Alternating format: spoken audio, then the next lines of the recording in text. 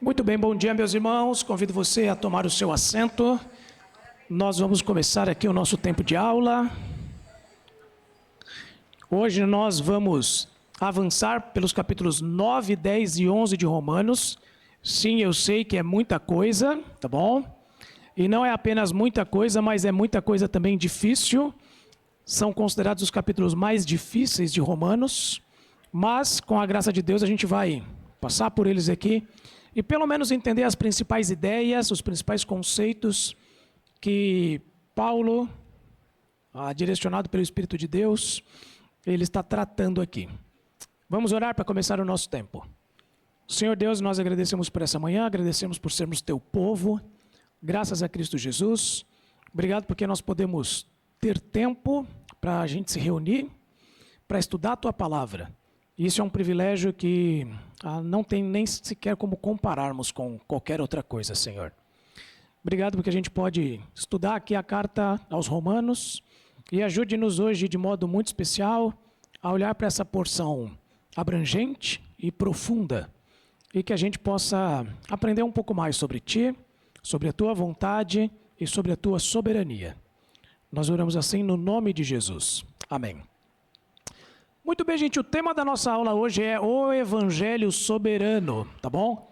E embora a gente tenha um módulo de escola bíblica que seja todo dedicado a falar da soberania de Deus, certo? Romanos é o livro que talvez trate com mais profundidade esse tema. Então, não dá para no módulo de Romanos, nós não temos pelo menos uma aula falando sobre isso. E a aula que trata os capítulos 9 a 11 é a aula mais indicada para a gente entrar nesse tema, tá bom? Quando a gente fala de soberania divina, nós estamos entrando numa parte, num aspecto da teologia, onde nós temos uma tensão, né? Uma tensão que ela é de difícil compreensão e talvez de impossível reconciliação. Por que isso? Não é que sejam critérios antagônicos, né? Não é que sejam ali elementos que não tenham conexão. Não, o ponto é que o nosso cérebro humano, limitado, né, o nosso corpo caído, que não tem mais as mesmas propriedades intelectuais que tinha no início quando foi criado, o nosso cérebro não consegue conciliar esses dois elementos. Na cabeça de Deus eles são perfeitamente compatíveis, né? Mas hoje a gente não entende. Nós estamos aprendendo cada vez mais a ter a mente de Cristo, e um dia nós teremos condições de entender esse dilema. Mas a verdade é que hoje, se quando você pensa em responsabilidade humana e soberania divina, você se vê ali numa bifurcação, numa tensão, num beco sem saída, bem-vindo ao mundo dos réis mortais. Todos nós nos sentimos assim diante desse tema, ok? O que nós podemos afirmar sobre essa tensão é o seguinte: Deus ele não apenas definiu quem ele irá salvar, mas ele definiu que nós, por meio da evangelização, seremos os meios pelos quais ele salvará os seus. Então, isso a Bíblia deixa muito claro, né? Deus não apenas ele decide quem estará no céu ou não, ninguém estará no céu contra a vontade de Deus. Nós concordamos com isso, né? Ninguém estará no céu de penetra. Ninguém estará no céu assim contrariando os desígnios de Deus. Mas Deus ele não apenas define quem irá ser salvo, mas ele também definiu a maneira como isso vai acontecer. Deus definiu que por meio da evangelização, nós, o seu povo, nós seremos os meios pelos quais ele salvará aqueles que estarão com ele no céu. Isso, meus amigos, foge um pouco da tensão, né, dos polos e traz para nós algo que deve ser uma convicção de todos nós. Deus definiu que a maneira como pessoas são salvas é por meio do anúncio do evangelho a elas. Nós também podemos afirmar que a Bíblia não nos dá uma solução para essa tensão, tá bom? Então assim, desconfie de qualquer um que chega para você e diz que esse é um assunto do qual ele não tem dúvida nenhuma. Desconfie, porque essa pessoa ainda não estudou o suficiente, tá bom?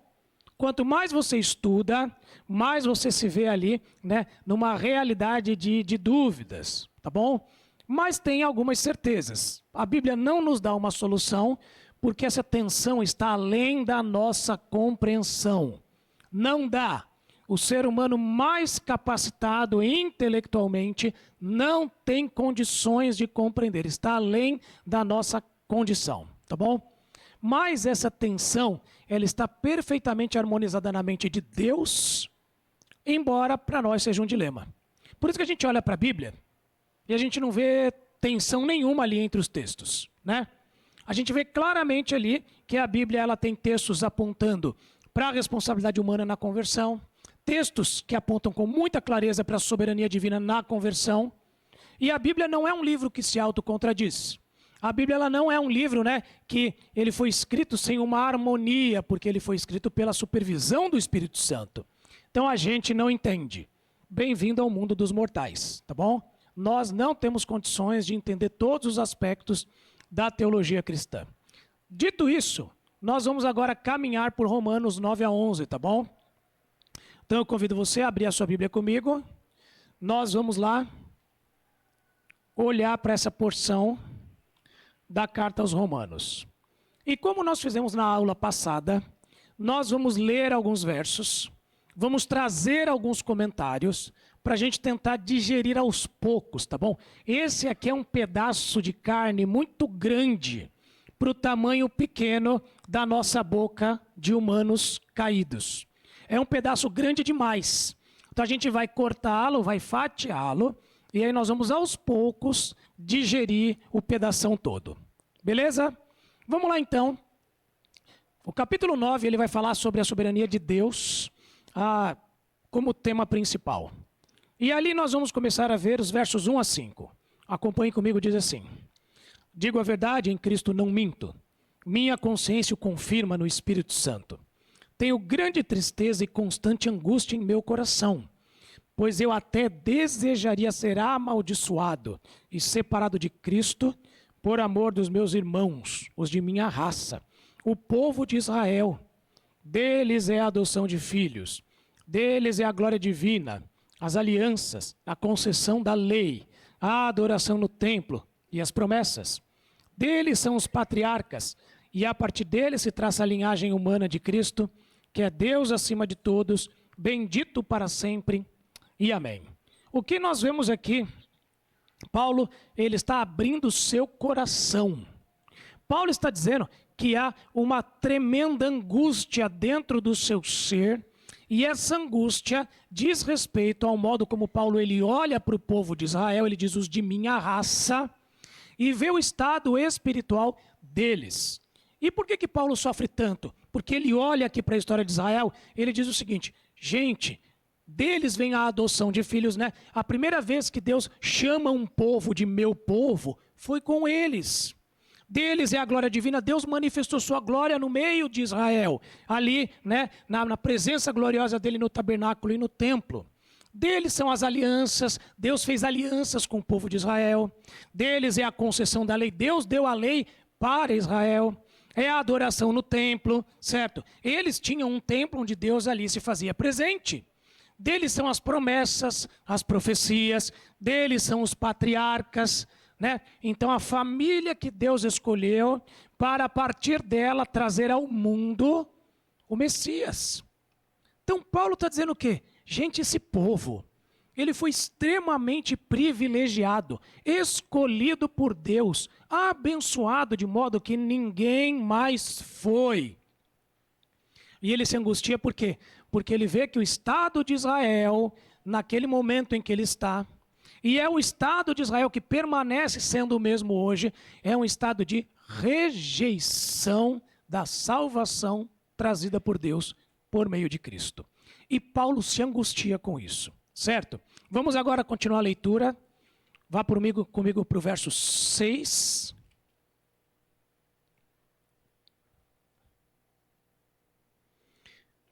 Ele diz: não pensemos que a palavra de Deus falhou, pois nem todos os descendentes de Israel são Israel. Nem por serem descendentes de Abraão, passaram todos a ser filhos de Abraão. Ao contrário, por meio de Isaque, a sua descendência será considerada. Noutras palavras, não são os filhos naturais que são os filhos de Deus, mas os filhos da promessa é que são considerados descendência de Abraão. Pois foi assim que a promessa foi feita. No tempo devido, virei novamente a Sara, e Sara terá um filho. E esse não foi o único caso. Também os filhos de Rebeca tiveram o mesmo pai, nosso pai Isaque.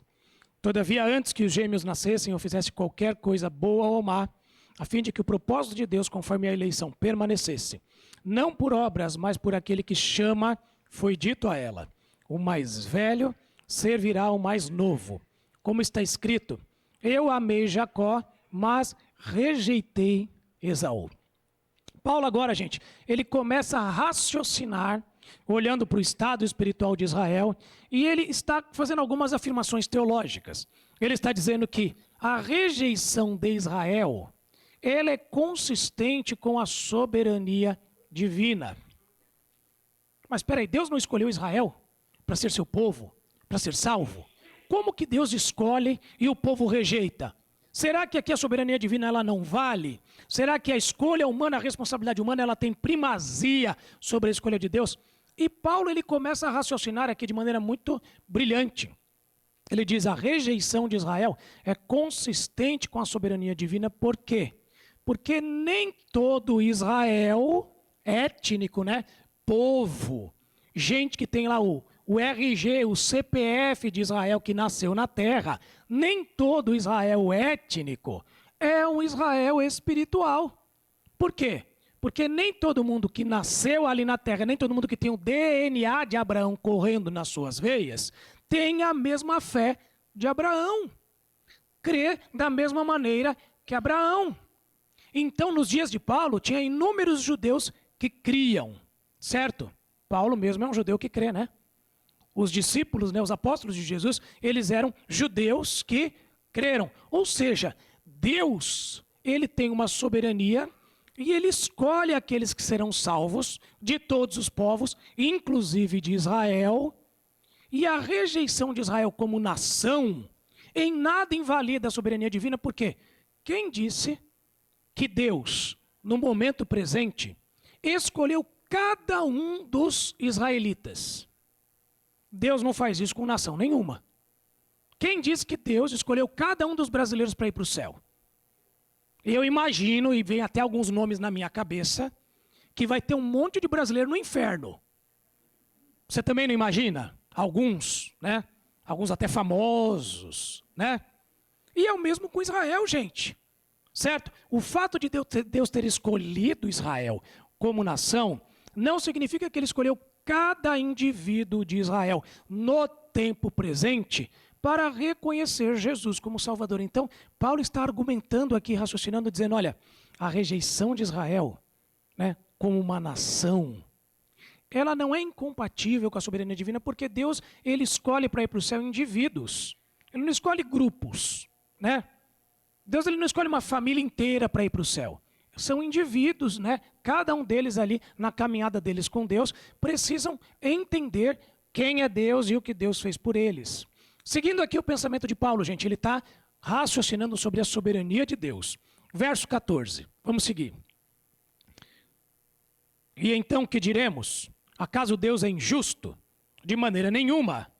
Pois ele diz a Moisés: terei misericórdia de quem eu quiser ter misericórdia, e terei compaixão de quem eu quiser ter compaixão. Portanto, isso não depende do desejo ou do esforço humano, mas da misericórdia de Deus. Pois a Escritura diz ao faraó: eu o levantei exatamente com este propósito, mostrar em você o meu poder e para que o meu nome seja proclamado em toda a terra. Portanto, Deus tem misericórdia de quem Ele quer e endurece a quem Ele quer. Paulo agora ele dá um passo além. Ele diz o seguinte, que Deus, ele não é injusto ao eleger. Deus não é injusto ao escolher ali alguns indivíduos que farão parte do seu povo salvo. Deus não é injusto quando ele escolhe aqueles que farão parte do céu. Por que Deus não é injusto, gente? Porque ele próprio diz: eu terei misericórdia de quem eu quiser ter misericórdia, né? Sabe por que Deus não é injusto? Porque quando a gente julga Deus como justo ou injusto, nós estamos cometendo um erro, né, de origem. como é que eu vou definir se Deus é justo ou injusto, se a própria definição, a própria origem da justiça é o próprio Deus? Veja, eu não tenho condição de dizer que Deus é justo ou injusto. Por quê? A origem da justiça é a mesma coisa que a gente faz com amor, né? Hoje em dia dizem por aí, né, que existem várias formas de amor, né? Tem até uma música que diz, né, que é válida toda forma de amor. Isso é um absurdo, é um erro de origem. Por quê? Quem é amor? Não é Deus? Então ele é quem define o que é e o que não é amor. Não posso eu aqui, né, da minha pequenez, da minha limitação, querer dizer o que é o que não é amor. Dizer se Deus é ou não é o amor que eu criei na minha cabeça. A mesma coisa vale para a justiça, gente. Não dá para eu virar, Deus, mas aí é injusto escolher um e não o outro. Por que eu não posso fazer isso? Porque quem criou o conceito de justiça, quem é o justo juiz sobre toda a terra, não sou eu. O meu julgamento, a minha análise de justiça, ele é maculado, ele é defeituoso, né? Ele é distorcido. Então Deus diz, olha, agir assim não é de maneira nenhuma injusta. Por quê? Porque eu sou a definição de justiça. Justiça propriamente dito, gente, né? Se a gente quer tanto assim que Deus seja justo, justiça mesmo seria Deus fazer o quê com cada ser humano? Lembra que ele combinou no início as regras do jogo? Olha, não coma da árvore do fruto que tem no meio do jardim. Do dia em que dela comer, certamente morrerá. Então, justo por justo, o que Deus devia ter feito com toda a espécie humana? Né? Acabado com todo mundo. Não é? Então, cuidado quando você diz que Deus não é justo. Ah, porque ele escolhe um e não outros. Porque você que clama tanto por um Deus de justiça, se isso fosse aplicado literalmente, não sobraria uma pessoa aqui. Não sobraria ninguém, né? Porque justiça seria Deus mandar todos para o inferno. Mas o que é que Deus faz? Deus, ele tempera a sua justiça com graça e com misericórdia. Então ele nos dá tempo para que a gente se arrependa. Ele não nos trata conforme os nossos pecados merecem. Não é que ele deixou de ser justo, mas ao mesmo tempo em que é justo, ele também tem graça e misericórdia, né? Por que Deus escolhe uns e não outros? Porque Deus, ele está agindo em graça e em misericórdia. Não é injusto ele fazer isso. Ele não está se contradizendo de maneira nenhuma. Prosseguindo aqui, versos 19 a 24. Mas algum de vocês me dirá, então por que Deus ainda nos culpa? Pois quem resiste à sua vontade? Aí Paulo diz, mas quem é você, ó homem, para questionar a Deus? Acaso aquilo que é formado pode dizer ao que o formou, por que me fizeste assim? O oleiro não tem direito de fazer do mesmo barro um vaso para fins nobres e outro para uso desonroso? E se Deus, querendo mostrar a sua ira e tornar conhecido o seu poder, suportou com grande paciência os vasos de sua ira, preparados para a destruição? Quer dizer, se ele fez isto para tornar conhecidas as riquezas da sua glória aos vasos da sua misericórdia que preparou de antemão para a sua glória, ou seja, a nós, a quem também chamou, não apenas dentre os judeus, mas também dentre os gentios. E agora Paulo ele traz um outro componente para o seu raciocínio aqui sobre a soberania de Deus. Ele diz o seguinte, o ser humano, ele não é isento nesse processo. Existe um elemento ali de responsabilidade humana, ok? Ele diz que o ser humano, ele não é simplesmente ali alguém inerte. Ah, então o que a gente vai fazer? Se a gente não pode resistir à vontade de Deus, então Deus decide e a pessoa não tem papel nenhum ali. Não, de maneira nenhuma é isso que ele está dizendo para a gente. Ele está ali nos apresentando a verdade de que algumas pessoas veem essa doutrina e pensam, ah, mas se Deus decide tudo, como é que o ser humano pode ser culpado de rejeitar? Foi Deus que decidiu. Deus decidiu que ele não ia crer. Então a culpa é de Deus. Paulo está pensando conforme os críticos pensam. Qual é a resposta de Paulo para quem pensa assim? Paulo é duro, gente, né? Ele diz ali, né, no verso 20, quem é você para questionar Deus? Em outras palavras, quem está questionando Deus por ser justo ou injusto, a resposta é: fique quieto. Reconheça a sua limitação, a sua incapacidade. Você está questionando a pontos acima da sua compreensão. Paulo então diz isso: fique quieto. E ele começa a argumentar, ele diz: e se Deus, para demonstrar para o mundo, para o seu povo, para nós, sua ira contra o pecado, o seu poder para punir o pecado, ele suportou com grande paciência os vasos de ira preparados para destruição, certo? Ele, ao invés de puni-los desde o início, ele pune-os apenas lá no final. E se Deus, querendo mostrar sua ira contra o pecado e o seu poder para puni-lo, ele suportou com paciência aqueles que vão sim ser destruídos, mas ele dá ali um momento, um intervalo, para que nós possamos ver que Deus é um Deus paciente, mesmo diante daqueles que seus pecados provocam ira em Deus, e mesmo sabendo que ele tem poder para destruí-los, ele não os destrói no momento devido, apenas no momento em que foi destinado. E é interessante, gente, que aqui fala que Deus ele suportou com grande paciência.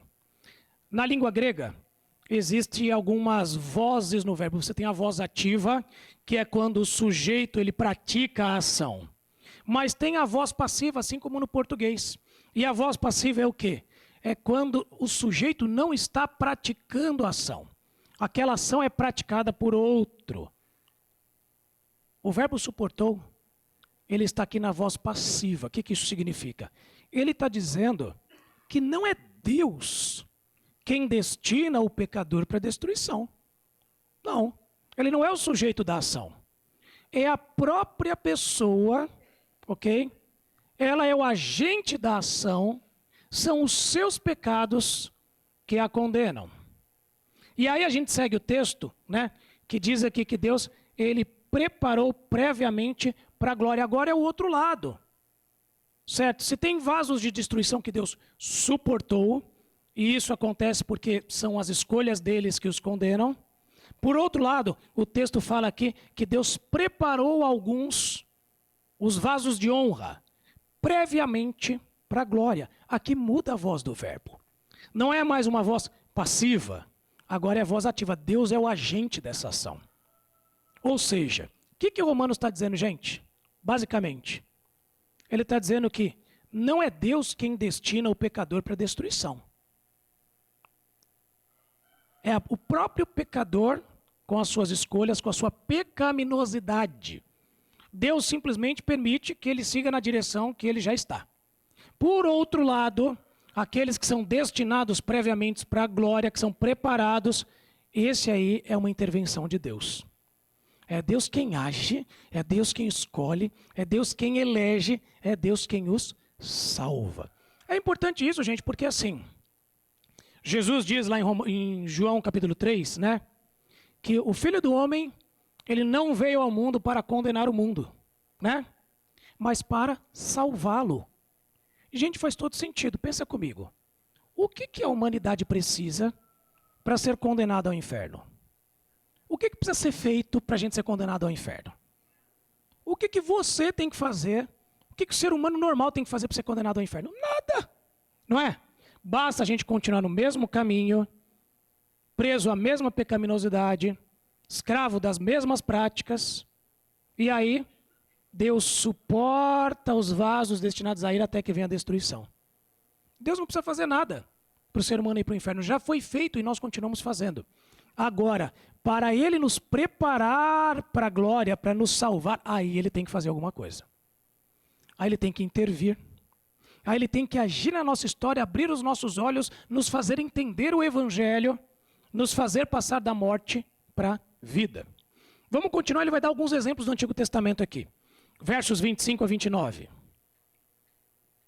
Ele diz, como ele diz em Oséias, chamarei meu povo a quem não é o meu povo, e chamarei minha amada a quem não é minha amada. E acontecerá que no mesmo lugar em que se lhes declarou, vocês não são o meu povo, eles serão chamados filhos do Deus vivo. Ele vai para Isaías agora. Isaías exclama com relação a Israel: embora o número dos israelitas seja como a areia do mar, apenas o remanescente será salvo, pois o Senhor executará na terra sua sentença rápida e definitivamente. Como anteriormente disse Isaías, se o Senhor dos Exércitos não os tivesse deixado os descendentes, já estaríamos como Sodoma e semelhantes a Gomorra. O que Paulo está fazendo? Paulo está olhando para a história de Israel no Antigo Testamento. E ele está mostrando que a Bíblia já via a rejeição de Israel como nação e a salvação apenas de um remanescente. A salvação não seria uma salvação nacional, seria a salvação de indivíduos dessa nação que crescem com a mesma fé de Abraão. Então Paulo está dizendo, gente, eu não estou falando nada diferente daquilo que a Bíblia já apresenta para nós desde o início. E ele termina o capítulo 9, trazendo para nós ali, versos 30 a 33, ele diz: que diremos então? Os gentios que não buscavam justiça a obtiveram uma justiça que vem da fé. Mas Israel, que buscava uma lei que trouxesse justiça, não a alcançou. Por que não? Porque não a buscava pela fé, mas como se fosse por obras. Eles tropeçaram na pedra de tropeço. Como está escrito: eis que ponho em Sião uma pedra de tropeço e uma rocha que faz cair, e aquele que nela confia jamais será envergonhado. Paulo aqui está falando que embora Israel tivesse ali a lei, as promessas, os patriarcas, tudo aquilo que ele mencionou no início, né? Ele está falando que a condenação de Israel envolve buscar a salvação certa, do Deus certo, mas fazer isso do modo errado. Eles estavam tão perto, mas ao mesmo tempo tão longe. Tudo ali diante deles, mas eles buscaram essa salvação com base em quê? Com base na obediência, com base no desempenho, com base no mérito, com base nas obras. Eles não entenderam que eles eram incapazes de obedecer de maneira perfeita, que eles precisavam que viesse ao mundo aquele que obedeceria de maneira perfeita, o Messias prometido para Israel. Eles não precisavam de um Messias que os salvasse. Por quê? Porque eu, com a minha própria obediência, sou o meu próprio Redentor. Ou seja, eles estavam procurando o Deus certo, eles estavam buscando a salvação do Deus certo, mas do jeito errado. Então, vejam que a condenação de Israel envolve as escolhas deles. Deus não é injusto quando ele está agindo dessa maneira. Então, João 8, 24. Vamos rapidinho para lá, a gente já volta para Romanos.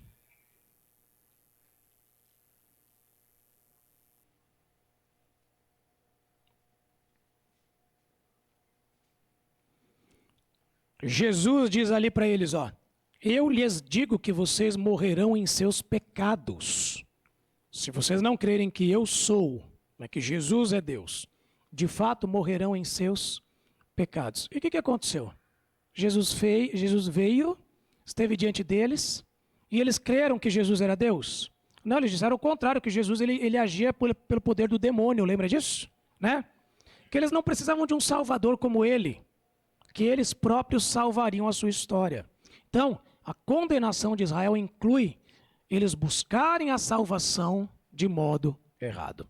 Então, gente, como é que a gente conclui o capítulo 9? Se por um lado a salvação envolve uma decisão soberana de Deus por aqueles que são salvos, por outro lado, as pessoas são condenadas, porque buscaram salvação à sua própria maneira. Buscaram redimir-se do modo errado. Então veja, a gente não resolve a tensão, mas tem a soberania de Deus, mas tem também a responsabilidade humana aqui coexistindo. Duas perguntinhas rápidas para a gente avançar.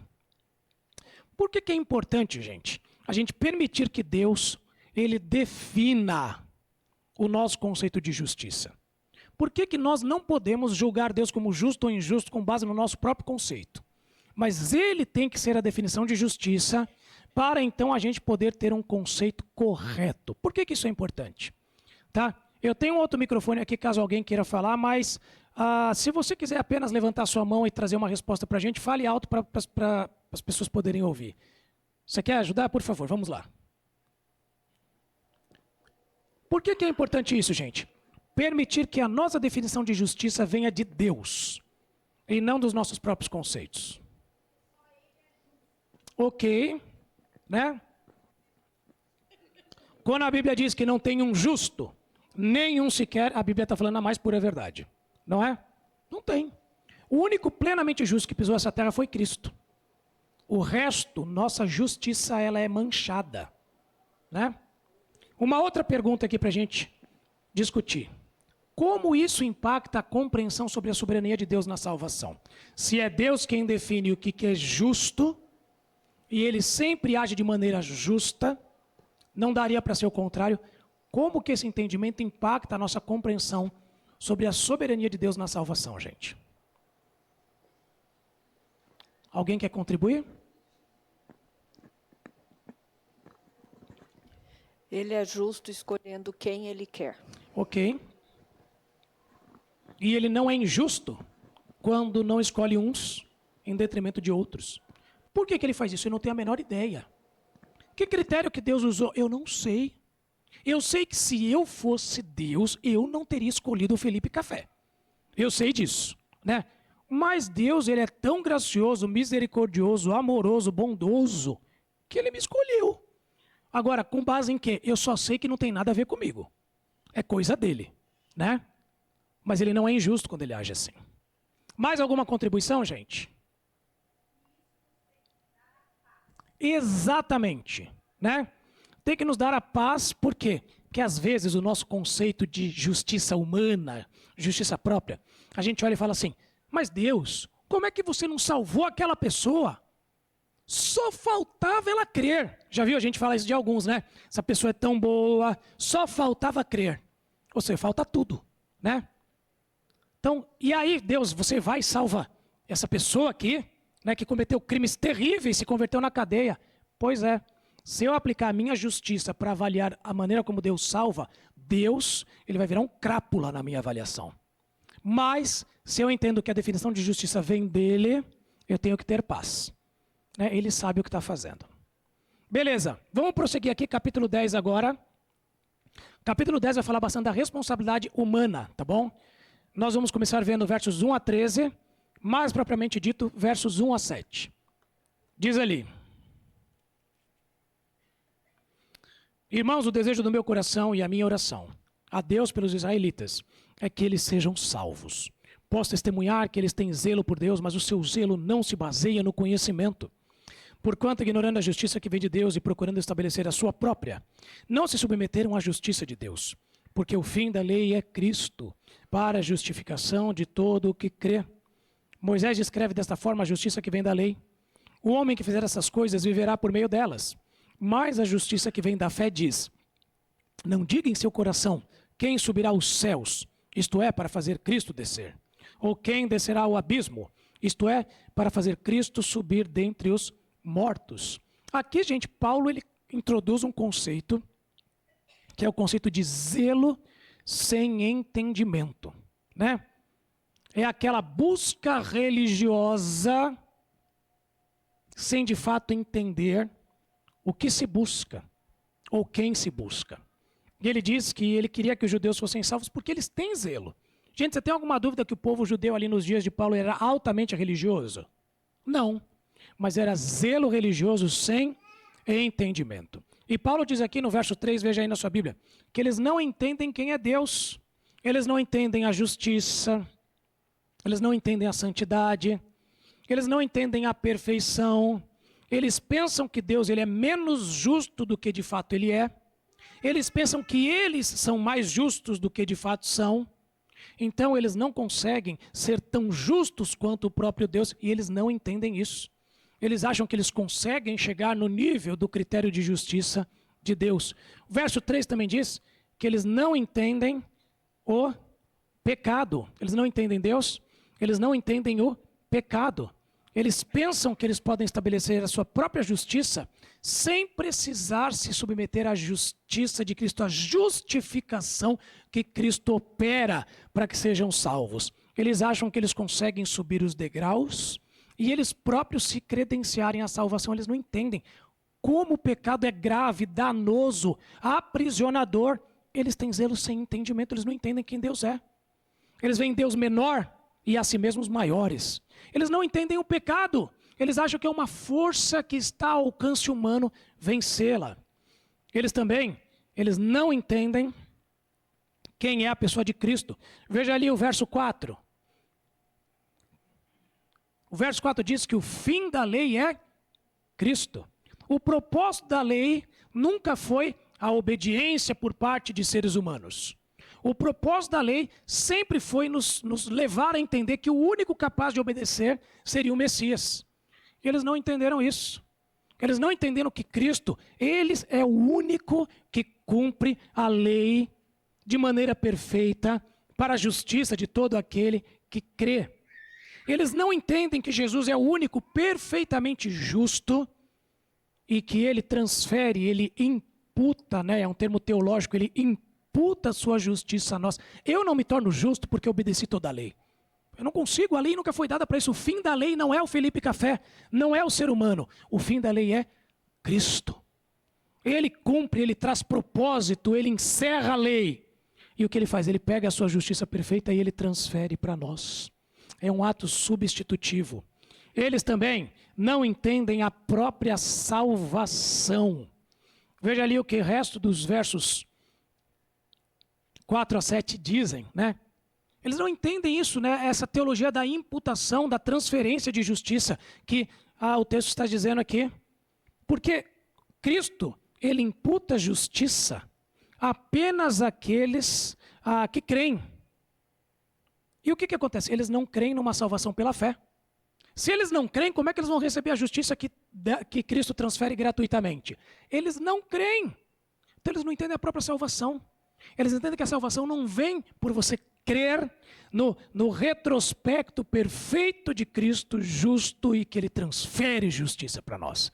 Eles creem que salvação tem a ver comigo, sendo realmente alguém cada vez mais justo. Justo a ponto de Deus ter que me salvar. Eles não entendem como funciona a própria salvação.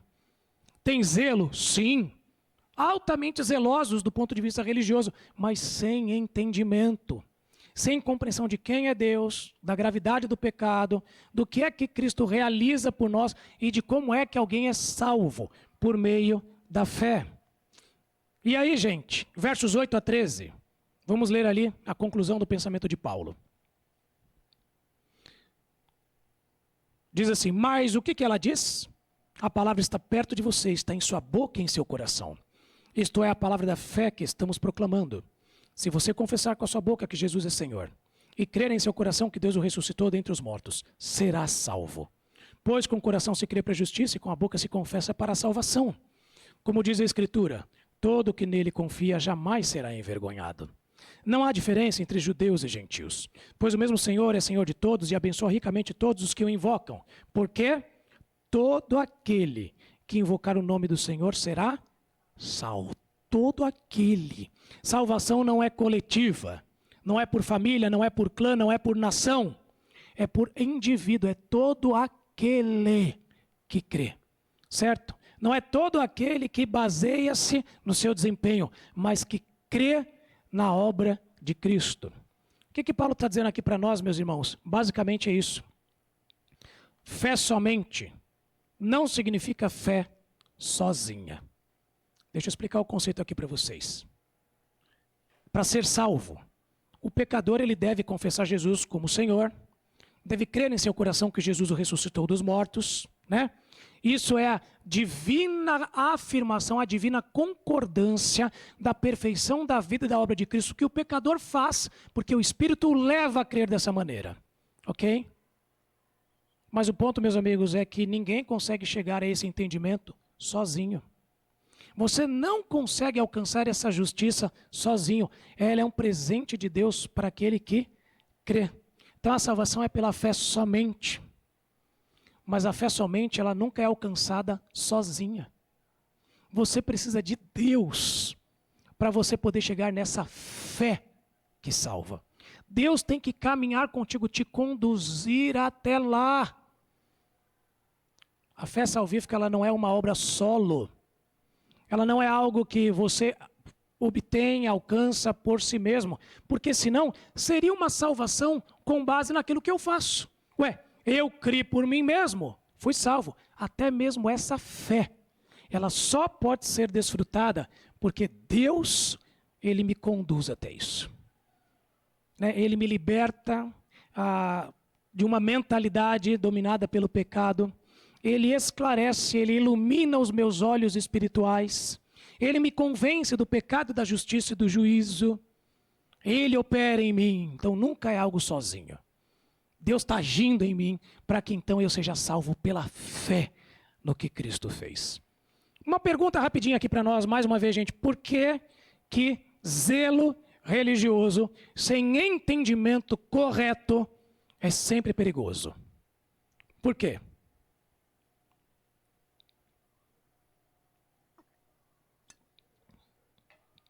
Ou não é perigoso? Não tem problema nenhum. Ok? Há pessoas altamente religiosas, apegadas a ritos, né? Apegadas a livros santos, em diversas religiões, inclusive várias no meio das igrejas cristãs, né? Pessoas que têm uma religiosidade farisaica, que creem dessa maneira, porque eu vou na igreja há muito tempo, né? Porque eu tenho ministérios, porque eu tenho cargo, porque eu colaboro, eu contribuo. É por isso que então eu sou salvo, ou seja, é alguém que não entendeu. Não entendeu o que é ser igreja, não entendeu por que a gente participa, por que a gente serve, por que contribui, ele não entendeu. Tem zelo? Claro que tem, se orgulha do seu zelo religioso, mas não tem entendimento correto. Então o zelo sem entendimento é a melhor equação para conduzir pessoas ao inferno. Né? É a melhor maneira de alguém não querer salvação pela fé. Ela caminha a vida inteira numa religião e termina a sua vida indo para o inferno. Por quê? É o entendimento, é a compreensão, é crer na verdade, é fé que deve motivar o meu zelo, a minha dedicação, a minha obediência. Certo? Que Deus nos livre de sermos zelosos sem o entendimento correto. Ok? Que sejamos altamente zelosos, dedicados, mas que nós sejamos motivados pela compreensão correta da obra de Cristo em nossas vidas. Prosseguindo. Agora Paulo vai começar a falar de qual que é a missão da igreja diante disso. Se Deus é soberano na salvação. Mas tem também aqui uma participação do homem, ele precisa entender de maneira correta, zelo sozinho não salva. Qual é a missão da igreja diante disso? Vamos lá então a partir do verso 14. Diz: como, pois, invocarão aquele em quem não creram? E como crerão naquele de quem não ouviram? E como ouvirão se não houver quem pregue? E como pregarão se não forem enviados? Como está escrito, como são belos os pés dos que anunciam boas novas. Meus irmãos, diante da soberania de Deus na salvação e da responsabilidade dos indivíduos em crer da maneira correta, zelo com o entendimento, Paulo está dizendo aqui que a missão da igreja, ela envolve isso. O dever da igreja é anunciar esse evangelho. É fazer com que haja entendimento, haja compreensão, haja clareza. É trazer ali, né, o material, a mensagem, o assunto que Deus vai usar para abrir os olhos dos indivíduos. O dever da igreja nesse processo de salvação é anunciar o evangelho. E aí cabe uma pergunta, né? Você só está aqui como salvo porque algum dia alguém anunciou o evangelho para você. Seja num culto, seja num evento, seja num acampamento como eu, né? Eu ouvi o evangelho da boca do seu Haroldo a primeira vez e eu me converti. Você ouviu o evangelho sendo pregado por alguém. Você é grato por essa pessoa que Deus usou para anunciar o evangelho a você? Você, quando agradece a Deus pela salvação, você também agradece pela vida dessa pessoa. Porque, gente, essa é a missão dos crentes. Essa é a missão da igreja. A gente anuncia o evangelho para que pessoas passem da morte para a vida. Então, Paulo está dizendo isso. A igreja, diante da tarefa de evangelizar, de cooperar com Deus na salvação, o papel dela é pregar. É anunciar o evangelho. Versos 16 a 21. Vamos lá comigo. No entanto, nem todos os israelitas aceitaram as boas novas. Pois Isaías diz: Senhor, quem creu em nossa mensagem? Consequentemente, a fé vem por se ouvir a mensagem, e a mensagem é ouvida mediante a palavra de Cristo. Mas eu pergunto, eles não a ouviram? Claro que sim. A sua voz ressoou por toda a terra e as suas palavras até os confins do mundo. Novamente eu pergunto, será que Israel não entendeu? Em primeiro lugar, Moisés disse: farei que tenham ciúmes de quem não é o meu povo. Eu os provocarei a ira, por meio de um povo sem entendimento. E Isaías diz novamente, diz ousadamente: fui achado por aqueles que não me procuravam. Revelei-me àqueles que não perguntavam por mim. Mas a respeito de Israel ele diz: o tempo todo estendi as mãos a um povo desobediente e rebelde. Se a missão da igreja, meus irmãos, é anunciar o evangelho, Paulo traz agora para nós um contraponto importante. Muitos vão ouvir o evangelho pregado. Ele está falando aqui, Israel ouviu. Isso foi pregado várias vezes para eles no Antigo Testamento. Não era falta de ser exposto ao evangelho, e o mesmo vale para nós hoje. Muitos vão ouvir. Muitos vão ouvir repetidamente. Mas o caminho é estreito, né? São poucos os que passam por ele. São poucos os que trilham o caminho para a salvação. Muitos vão ouvir, mas poucos são aqueles que vão crer. E, gente, isso não tem que nos desanimar na tarefa de evangelização. A gente tem que saber isso, que ouvir o evangelho não é sinônimo de concordar com o evangelho. Você já viu isso? Pessoas para quem você já anunciou o evangelho várias vezes, pessoas que você já convidou para eventos da igreja, que já ouviu o evangelho, e a pessoa ouve o evangelho e ela diz assim: que lindo isso, né? Ah, mas eu não creio. Já viram pessoas assim? É isso. A gente evangeliza, evangeliza, evangeliza, evangeliza, e muitos dizem isso. Olha, que lindo você crer nisso, né? Que linda história. É, mas não é o que eu creio. Não é o que eu penso. Paulo está dizendo que essa foi a história de Israel. Israel ouviu muito, muito, muito sobre a promessa de um Messias que viria para salvá-los. Ouvir não é sinônimo de concordar.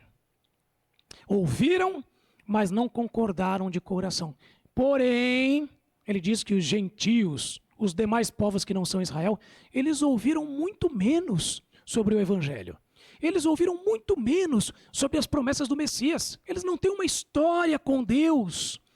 Mas o pouquinho que eles ouviram, eles concordaram rápido, creram e foram salvos. Também acontece assim com a gente, né? Às vezes você vai apresentar o evangelho para uma pessoa e a pessoa está pronta, Deus já preparou o coração dela, e aí ela ouve e ela se rende àquele evangelho. Então, gente, a evangelização, por vezes, ela tem ali um lado ingrato, né? Desanimador. A gente fala e parece que não creem. Por outro lado, a evangelização ela tem esse lado surpreendente. Às vezes a gente vai e anuncia o evangelho, muitas vezes nem de boa vontade.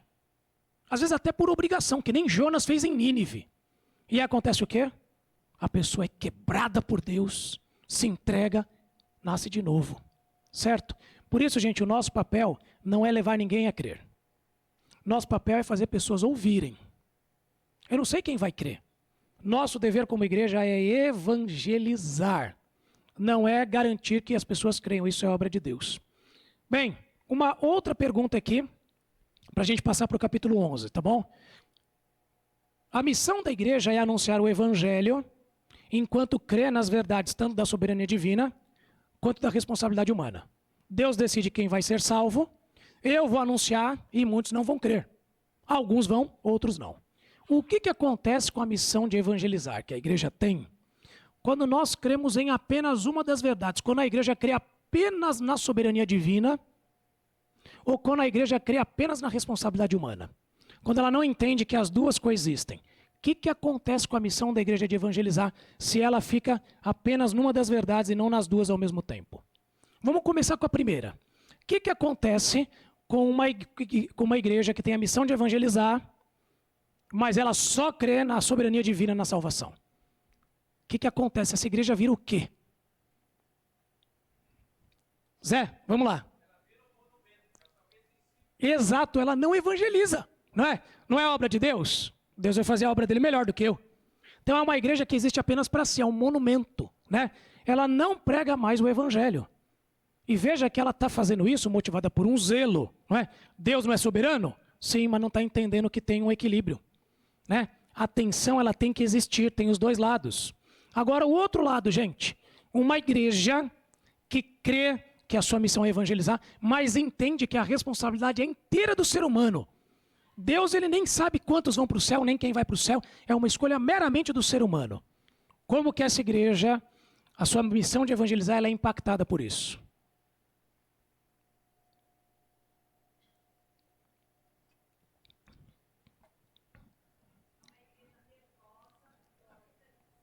Isso.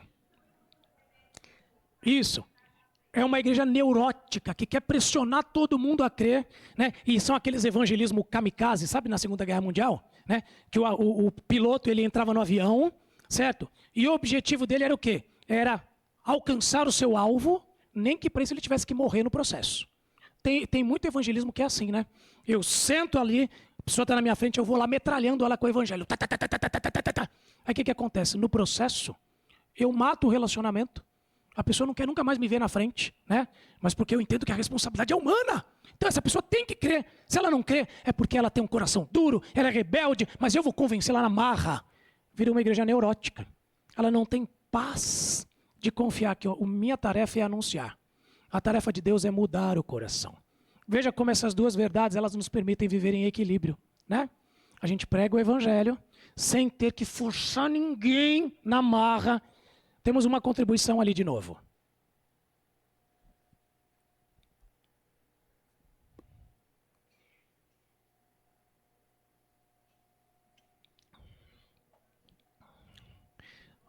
Desligou aí? Tá sem som aqui o microfone? A igreja ficaria Oi. farisaica, só se preocupando com as leis, como eram os antigos Isso. no Velho Testamento. É verdade, se preocuparia com formas certas de evangelizar, né? Com formatinhos, com regrinhas. Ah, se não for assim, a pessoa não crê. Gente, né? A pessoa, ela tem que apenas ser exposta ao evangelho. Deus, ele faz o resto, né? Então, legal. Vamos lá então para a última parte, gente. Eu estou correndo porque são 3 capítulos, é muita coisa, tá bom? Vamos agora olhar para o capítulo 11 e vamos ver qual é uma promessa que Deus tem reservado para Israel. Certo? E aí, meus irmãos, pode ser que alguns não concordem, pode ser que alguns tenham uma visão diferente de Israel como povo. Não estou muito preocupado com isso, eu vou ler o que a Bíblia diz e nós vamos entender o que está sendo dito aqui, tá bom? Versos 1 a 6. Capítulo 11, versos 1 a 6 diz assim: Pergunto, pois, acaso Deus rejeitou o seu povo? De maneira nenhuma. Eu mesmo sou israelita, descendente de Abraão, da tribo de Benjamim. Deus não rejeitou o seu povo, qual de antemão conheceu. Ou vocês não sabem como Elias claramente, clamou a Deus contra Israel, conforme diz a Escritura. Senhor, mataram os teus profetas e derrubaram os teus altares, sou o único que sobrou. E agora estão procurando matar-me. E qual foi a resposta divina? Reservei para mim 7.000 homens que não dobraram os joelhos diante de Baal. Assim, hoje também há um remanescente escolhido pela graça. E se é pela graça, já não é mais pelas obras. Se fosse a graça já não seria graça. Ele começa dizendo o seguinte: não pensem que Deus rejeitou Israel. Não. Ele está dizendo que indivíduos judeus estão sendo salvos durante toda a era da igreja. E Paulo diz, eu sou a prova disso. Deus está salvando os judeus também hoje. Então ele diz que assim como aconteceu nos dias de Elias, que havia 7.000 remanescentes fiéis a Deus, há um remanescente fiel de Israel que está sendo salvo aos poucos. É por isso que a gente evangeliza judeus, a gente tem missão entre os judeus, porque eles fazem parte também do povo que Deus está formando a partir de toda a língua, tribo, raça e nação. Vai ter judeus fazendo parte da igreja, certo? Então a primeira coisa que ele diz é essa. Prosseguindo, versos 7 a 10. Que dizer então? Israel não conseguiu aquilo que tanto buscava, mas os eleitos o obtiveram. Os demais foram endurecidos. Como está escrito, Deus lhe deu um espírito de atordoamento, olhos para não ver e ouvidos para não ouvir, até o dia de hoje. E Davi diz que a mesa deles se transforme em laço e armadilha, pedra de tropeço e retribuição para eles. Escureçam-se os seus olhos, para que não consigam ver, e as suas costas fiquem encurvadas para sempre. Ele prossegue dizendo assim, que Israel como nação, ela está de fato endurecida, né? como nação, ela rejeita a ideia de Cristo como Messias, a posição oficial da nação. Mas há indivíduos sendo salvos. Não é algo da nação, é algo dos indivíduos. A nação permanece rebelde, mas há indivíduos que estão sendo salvos. Alguém aqui conhece algum judeu convertido ao cristianismo? A gente conhece, eles se chamam de judeus messiânicos, não é isso? Então é verdade isso. Israel como nação rejeita Cristo como Messias, mas tem indivíduos sendo alcançados. Paulo está apresentando isso para nós aqui. Versos 11 a 16. Novamente pergunto, acaso tropeçaram para que ficassem caídos? De maneira nenhuma. Ao contrário, por causa da transgressão deles veio salvação para os gentios, para provocar ciúme em Israel. Mas se a transgressão deles significa riqueza para o mundo, e o seu fracasso riqueza para os gentios, quanto mais significará a sua plenitude? Estou falando a vocês, gentios, visto que eu sou apóstolo para os gentios. Exalto o meu ministério na esperança de que, de alguma forma, possa provocar ciúme em meu próprio povo e salvar alguns deles. Pois se a rejeição deles é a reconciliação do mundo, o que será a sua aceitação, senão vida dentre os mortos? Se é santa a parte da massa que é oferecida como primeiros frutos, toda a massa também o é. Se a raiz é santa, os ramos também serão. Paulo nos traz aqui a certeza de que a salvação dos gentios ela tem um propósito de instigar, de provocar Israel, de despertar em Israel o desejo por viver o que os gentios vivem. Ele diz aqui que a rejeição de Cristo por Israel motivou os gentios a crerem. Os gentios, né, os não-judeus passaram a crer porque a mensagem rejeitada por Israel foi levada para eles. E ele diz também que a aceitação de Cristo pelos gentios, isso motiva Israel a crer. Porque Israel vê a transformação de vida. Ela vê que aquelas pessoas já não são mais as mesmas. Vê que há uma obra espiritual na vida do gentio convertido. Paulo está dizendo que a aceitação de Cristo por Israel, lá no futuro, levará o evangelho a todos os cantos do mundo. Ele diz, olha, se a rejeição deles provocou a nossa salvação, imagina quando eles crerem. Que avivamento tremendo acontecerá nesse mundo. E é isso que Apocalipse nos diz. 144 mil testemunhas judias, pregando o evangelho em todo o mundo, nos 7 anos finais desta era. Nunca houve um avivamento tão grande como terá naqueles dias. E Deus usará o quê? Judeus convertidos para isso. Certo? Então a salvação dos gentios deve instigar Israel. Prosseguindo aqui. Versos 17 a 25.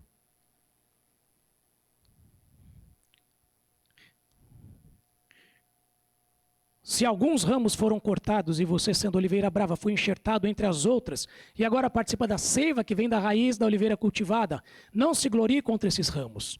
Se o fizer, saiba que não é você quem sustenta a raiz, mas a raiz é você. Então você dirá, os ramos foram cortados para que eu fosse enxertado. Está certo. Eles, porém, foram cortados devido à incredulidade, e você permanece pela fé. Não se orgulhe, mas tema. Pois se Deus não poupou os ramos naturais, também não poupará você. Portanto, considere a bondade e a severidade de Deus. Severidade para com aqueles que caíram, mas bondade para com você, desde que permaneça na bondade dele. De outra forma, você também será cortado. E quanto a eles, se não continuarem na incredulidade, serão enxertados, pois Deus é capaz de enxertá-los outra vez. Afinal de contas, se você foi cortado de uma oliveira brava por natureza, e de maneira antinatural foi enxertado numa oliveira cultivada, quanto mais serão enxertados os ramos naturais em sua própria oliveira. Irmãos, não quero que ignorem este mistério, para que não se tornem presunçosos. Israel experimentou um endurecimento em parte, até que chegue a plenitude dos gentios. Agora Paulo ele dá um alerta para a igreja. Igreja, assim como Israel não tem que se orgulhar da sua história, você não tem que se orgulhar, crente, porque você foi salvo pela graça de Deus mediante a fé. Não. Ninguém tem que se orgulhar. Ele diz, nenhum dos dois é a oliveira, nenhum dos dois é a árvore, né? Nenhum dos dois traz ali, por meio da raiz, da seiva, a vida espiritual. Vocês são apenas ramos. Tem os ramos naturais, os ramos originais, que é Israel, o primeiro povo com quem Deus lidou. Eles foram cortados, né? Eles estão endurecidos por sua incredulidade, porque eles não creem. Vocês são os ramos bravos, a igreja, né, são os ramos bravos, mas vocês devem ser humildes, pela fé, para que vocês que foram enxertados não sejam cortados. Porque, meus amigos, nós cristãos não perdemos a salvação. Mas igrejas podem fechar, concorda comigo? Igrejas podem fechar. Israel não deixará de existir. Sempre existirá. Mas igrejas podem fechar. E Paulo está dizendo isso, não se orgulha não. Você não é igreja porque você é zeloso. É pela fé. Os ramos naturais de Israel serão reenxertados no futuro, quando eles passarem a crer. E aí Paulo diz que aí vai acontecer no futuro algo que toda a nação de Israel será salva. Veja ali versos 25 a 29. Irmãos, não quero que ignorem esse mistério, para que não se tornem presunçosos. Israel experimentou um endurecimento em parte até que chegue à plenitude dos gentios. E assim todo Israel será salvo, como está escrito. Virá de Sião um Redentor que desviará de Jacó a impiedade, e esta é a minha aliança com eles, quando eu remover os seus pecados. Quanto ao evangelho, eles são inimigos por causa de vocês. Mas quanto à eleição, são amados por causa dos patriarcas, pois os dons e o chamado de Deus são irrevogáveis, assim como vocês que antes eram desobedientes a Deus, mas agora receberam misericórdia graças à obediência deles. Assim também agora eles se tornam desobedientes, a fim que também recebam agora a misericórdia, graças à misericórdia de Deus para com vocês. Então, como é que ele termina dizendo aqui, meus irmãos? Ele diz, Israel como nação está programado da parte de Deus que um dia será salvo. Meus irmãos, esse é um dia futuro. Quando terminar essa era, a plenitude dos gentios, acabou a era da igreja, já teve o arrebatamento, durante o período da tribulação, todo israelita reconhecerá Cristo como Salvador. Haverá um momento onde vai haver uma salvação nacional, oficial de Israel. Hoje, meus irmãos, Israel e igreja discordam acerca do evangelho. Um dia nós concordaremos. Isso é inevitável, porque ele diz, Israel foi eleito como nação. Significa que lá no final da história, Israel será salvo como nação. Foi eleito desde os patriarcas. Recebeu os dons, os presentes, os chamados de Deus. Isso é irrevogável. Eles foram escolhidos para ser povo. Eles não deixam de ser povo. E um dia, o povo de Israel, como nação, um dia por vir ainda, nós não estaremos mais aqui, graças a Deus, todo joelho dele se dobrará. Reconhecerá Cristo como seu Salvador. E Paulo termina dizendo que essa graça de Deus ela é para ambos. Veja o verso 32, ele diz, pois Deus colocou todos sob desobediência, para exercer misericórdia para com todos. Nós éramos filhos da desobediência, estávamos cegos, mortos. Deus nos salvou por meio de Cristo. Israel hoje está na incredulidade, preso à desobediência. Deus também o salvará por meio de Cristo. E então, Paulo termina seu argumento, trazendo para nós essa porção que nós vamos ler juntos para terminar aqui, tá bom? Ele termina falando aqui da promessa de Israel e de como Deus age com soberania para salvar indivíduos. Ele termina dizendo o seguinte, vamos ler aqui, gente. Ó profundidade da riqueza, da sabedoria e do conhecimento de Deus. Quão insondáveis são os seus juízos e inescrutáveis os seus caminhos. Quem conheceu a mente do Senhor? Ou quem foi seu conselheiro? Quem primeiro lhe deu para que ele o recompense? Pois dele, por ele e para ele são todas as coisas. A ele seja a glória para sempre. Amém.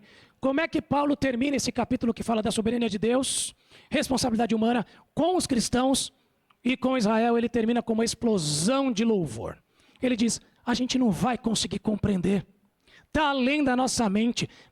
Desfazer a tensão está além da nossa capacidade. Não conhecemos as razões de Deus. Nós não aconselhamos Deus. Nós não negociamos com Deus. Deus não nos deve explicações. Tudo vem dele, subsiste por causa dele, existe por ele. Tudo existe para a glória do seu nome. E é assim que ele termina essa porção.